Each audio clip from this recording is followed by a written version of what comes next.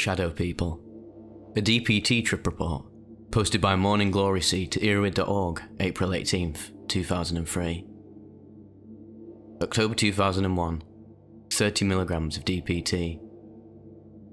I carefully weighed out 100 milligrams of N,N-dipropyltryptamine hydrochloride and dissolved it in 2 milliliters of distilled water. It was very difficult to get the DPT to dissolve, and I found it necessary to add a little heat to get into the solution. I then filtered the liquid through a 0.02 micron filter for sterility. After transferring the solution to a sealed glass ampoule for storage, I measured out 0.6 milliliters of this solution, which of course was equivalent to 30 milligrams of DPT. This was my first experience with intramuscularly administered DPT, and I rightfully decided to start with what I viewed as a low dose. I was never one to enjoy snorting odd-smelling powders. I was anxious to try DPT via a new method of administration. Though I was a bit nervous about the injection process, I was looking very forward to comparing the effects of IMing this material to insufflating it. Those I've spoken with, who have taken it both ways, swear by the intramuscular method. Plus, DPT was always administered by IM injection when it was initially researched as a psychotherapeutic tool in the 70s, so it seems to be a well-explored manner of administration. Using my trusty automatic injecting device, I administered the 30 milligrams into my upper thigh. There was no burn and the injection went smoothly. No immediate effects were noted. I decided to spend the onset of the experiment outside, so I packed myself a bowl of marijuana and brought one balloon of nitrous oxide with me and made my way outdoors. For an evening in October in the Midwest, it was unusually warm. There was not a cloud in the sky and also very little humidity. After 10 minutes, there still was nothing happening, so I decided to smoke some pot, figuring it would help kick in the effects. 2 or 3 hits was all it took. After the marijuana was consumed, I noted the distinct DPT vibration in my body. The night sky was suddenly filled with colours, and there seemed to be life and activity stirring about in the trees. I was amazed at the relative smoothness of IM DPT. Previous experiments of insufflated DPT were very forceful and demanding in nature. In some ways, this was actually gentle, or at least during the onset of the experience it was. Around 15 minutes into the experiment, the effects seemed well developed, and I decided to take my balloon of nitrous oxide. As usual, the effects were overwhelming. I can only describe the place I travelled to as serene. There was complete silence as the universe and I became one. My ego ceased to exist, and the I simply became one with everything. True bliss and universal harmony. This lasted about 3 minutes, though I had no perception of time as this event occurred. It was on my return that things got a little weird. As soon as I became aware of my body again, I noted a strangeness in the air. I couldn't quite place my finger on what it was that was so weird, but there was a certain foreboding feeling in the air, almost as though I was no longer alone. I decided to gather my things and make my way back inside. The walk down to my room was a little difficult. My motor control was a little off, and I seemed to sway as I walked. The visuals had also grown quite intense, and it was actually a little difficult to see clearly over the intense trails and colours that filled my perceptual field in the dim light I was walking through. I put on Donovan's Please Don't Bend, which is a very beautiful acoustic ballad that has a biting edge to it. Very intense song. What happened next is beyond my ability to describe rationally. It's definitely the sort of event that is completely unbelievable unless you experience it firsthand. As soon as I sat down on my couch, there was this creature, this entity or being that was there with me. It sat directly behind me on the couch and started to massage my scalp. It was shaped in a humanoid fashion. I could not make out any specific features because I did not turn around and examine it. I was paralysed with fear, and I did not attempt to intervene or stop it from happening at all. I just sat there and let it do what it wanted to do. I'm not in a position to say any of this was a figment of my mind. Not only could I clearly detect the presence of someone or something there with me, but I could also feel these hands in my hair, and my hair was also visibly moving. There was certainly no wind or breeze in my bedroom moving my hair in the fashion it was. The entity event seemed to end as soon as it began. This occurrence was over by the time the song had ended. The experience of having my scalp rubbed by a presence I was not used to had left me rather unnerved, and I spent the remainder of the trip attempting to put the pieces back together and figure out just what had happened. For the next hour or so, I rode out the waves of fear and uncertainty that I was feeling, knowing the effects of the DPT would soon wane. Though I never reached a state of all-out panic, it was not a comfortable trip after this event.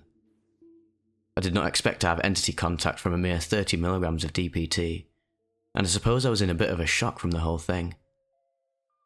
By the third hour, I was mostly down. It was just my body that was still buzzing. A few days later, I visited my local wise lady, who was a Native American, and she seemed to know exactly what it was. "It's a shadow person," she said while laughing. "That's what they do, among other things. They massage the scalp. They mean you no harm." My friend was really convinced that's what it was, and said my description of what happened fitted the bill completely. She has had 3 such encounters herself after deep meditation, and says many Native American legends speak of beings that she feels are what we both have encountered. She did not know exactly what shadow people were or where they came from, but did offer a few theories. The most reasonable of which I thought was shadow people exist to comfort us. They touch us to provide us their means of bringing soothing feelings. So I guess that is what it was, and with that, I'm satisfied. That trip will have to go down in my books as one of the strangest events I have experienced. I've had entity contact from smoked DMT, but nothing like this. Not direct physical contact. I also believe that the DPT may have been a catalyst in this event, but it was not the cause. Though I cannot even begin to decipher the meaning of it all, hopefully in the future, this mystery will reveal itself to me, and I can bring real meaning to it. Well, that was probably one of the maddest entity encounter experiences I've ever read, especially on DPT. This is actually just insane, isn't it? I've never actually read a report where I think the shadow person itself has actually interacted physically with the person.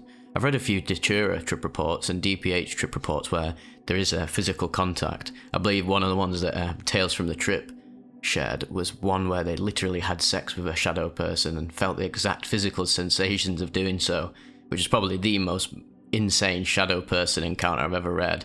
But in terms of like psychedelic encounters with DPT and DMT, this is the most in-depth shadow person encounter I've ever really come across. Even though it was only a brief encounter, the actual experience of having your head literally caressed, feeling like fingers flying through your hair and touching your scalp is just something else to just experiencing a shadow person in the corner of your room, or just sort of like a visual distortion that you have on a delirium, but actually having them right next to you, the feeling of an actual presence. Like when you sat next to a person, you could sort of like feel their energy, can't you? You can feel their physicality sort of emanating out of them onto you.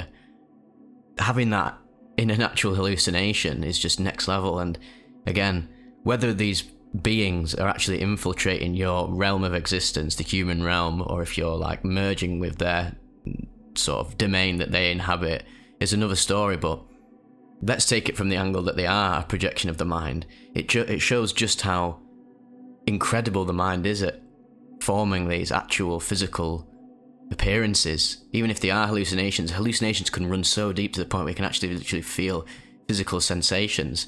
I've read people who have like been on DMT or shrooms and say had smoked weed, which really seems to catalyze these experiences and bring you more open to them and amplify the hallucinations or amplify your connection with these realms. Whatever they are, you're still getting the sort of same experience, a literal physical encounter with something beyond yourself.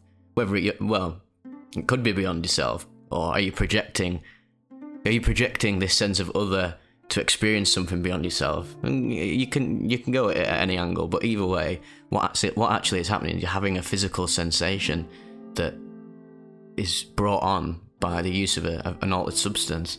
And regardless of what the actual true meaning, regardless of the semantics of the situation, this has an actual effect on you physically, because there's genuinely times when I've read reports where people say I've read this one where like some guy gets attacked by a cat when he was on shrooms, or someone might have left it in one of the comment sections, and they said that they literally felt the physical pain of it.